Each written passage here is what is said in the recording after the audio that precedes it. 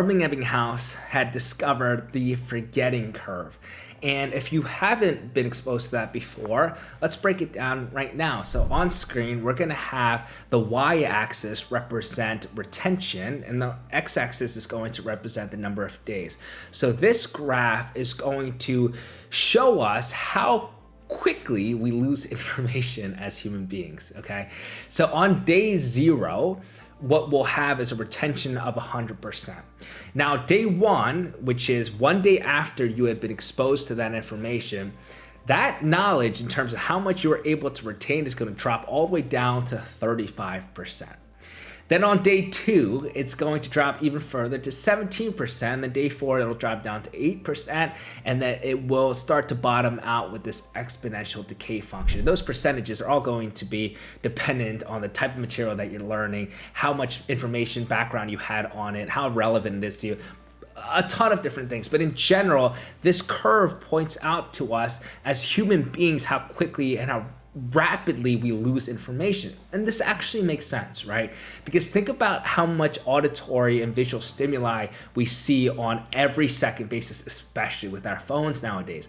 If our brain tried to pay attention to every single one of those pieces of information and then store it, our brains would literally explode. And so it needs to get good at forgetting information.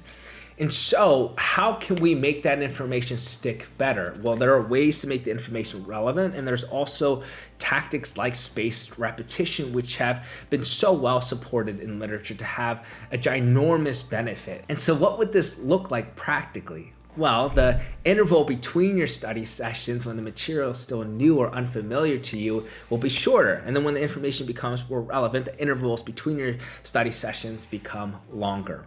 And so you might study on the first day, and then you might study that same topic on the second day, and then the fourth day, and then in a week, and then 2 weeks, and then in a month, and then 2 months. And I know the first thought in your mind is, June, there's no way I can repeatedly study this topic. You think I have time for that?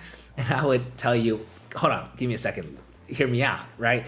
And so what happens in each of those study sessions? Well, because the foundation of your knowledge grows each time, you're not studying for as long in each subsequent session. And more importantly, in the context of when it comes down to your revision for your exams, no longer are you needing to cram and learning material from scratch and spending another 3-4 days reading your textbook or looking through your lectures anymore. No, because you would have organized your revision timetables in a manner in which spaced repetitions were integrated in it, which is super easy to do if you do this prospectively, right?